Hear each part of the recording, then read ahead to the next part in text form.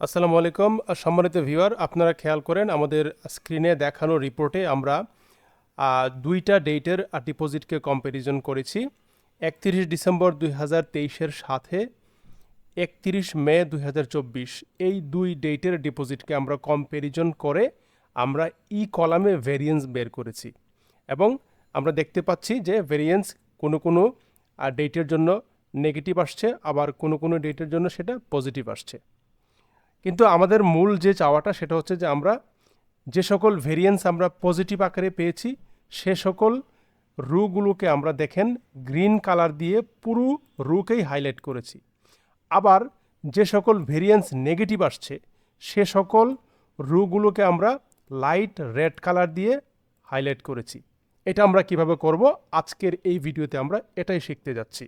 তো আশা করছি ভিডিওর শেষ পর্যন্ত আমাদের সাথেই থাকবেন। তার আগে আপনাকে অনুরোধ করছি, আপনি যদি আমার চ্যানেলের নতুন ভিউয়ার হয়ে থাকেন দয়া করে চ্যানেলটি সাবস্ক্রাইব করবেন, এই ভিডিওটি আপনার প্লেলিস্টে সেভ করে রাখবেন এবং ভিডিওটি আপনার পরিচিত এক্সেল প্রেমীদের সাথে শেয়ার করবেন এবং আমাকে মোটিভেট করবেন, এনকারেজ করবেন।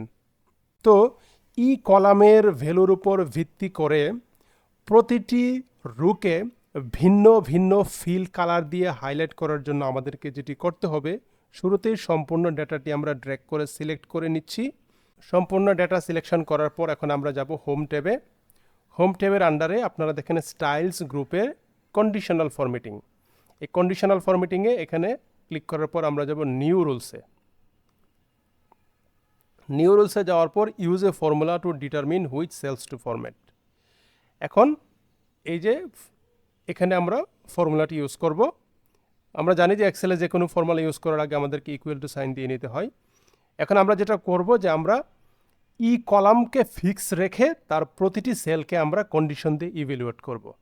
এখন কলামকে ফিক্স রাখার জন্য আমাকে এখানে ডলার সাইনটি ইউজ করতে হবে। আমি ডলার দিয়ে দিচ্ছি, দিয়ে আমার খেয়াল করেন এখানে কলামের প্রথম ভ্যালুটা শুরু হয়েছে সেল E5 থেকে, এজন্য 5 দিচ্ছি।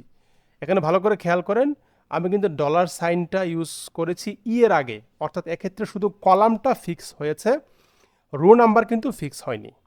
এখানে ডলার সাইনের মাধ্যমে কলামকে ফিক্স করে দেওয়া হয়েছে, অর্থাৎ আমার এই ফর্মুলাটি কলামের প্রত্যেকটা সেলকেই ইভ্যালুয়েট করবে, বাট কলামটা ফিক্স থাকবে।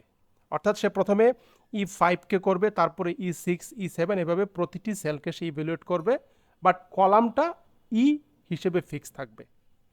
এখন আমরা কি চাচ্ছি যে $E5 যদি গ্রেটার দেন 0 হয় সেক্ষেত্রে আমরা কি চাচ্ছি, আমি তখন এই যে ফরম্যাটে যাব, ফরম্যাটে গিয়ে আমি একটা এই যে গ্রিন কালার চুজ করে নিচ্ছি যে আমি বলতে চাচ্ছি যদি আমার ভেরিয়েন্সটা মোর দেন 0 অর্থাৎ পজিটিভ হয় সেক্ষেত্রে আমি টোটাল রোটাকেই এই গ্রিন কালার দিয়ে হাইলাইট করব। তারপর ওকেতে ক্লিক করছি, আবার ওকে।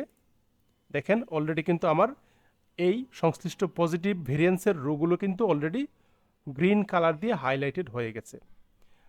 এখন আমার দ্বিতীয় যে কন্ডিশন সেটা হচ্ছে যে আমার যদি ভেরিয়েন্সটা নেগেটিভ হয় তখন আমি রোগুলোকে লাইট রেড কালার দিয়ে হাইলাইট করব।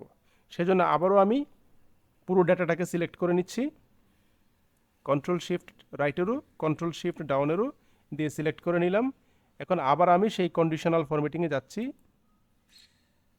গিয়ে আবার নিউ রুলসে যাচ্ছি, use a formula to determine which cells to ফরম্যাটে ক্লিক করে সেই আগের নিয়মেই আমি এখানে ইকুয়াল টু দিয়ে ফর্মুলা শুরু করছি। আমি কি বলেছি যে আমাদের ডলার সাইন দিয়ে আমরা কলাম কে ফিক্স করে দিচ্ছি।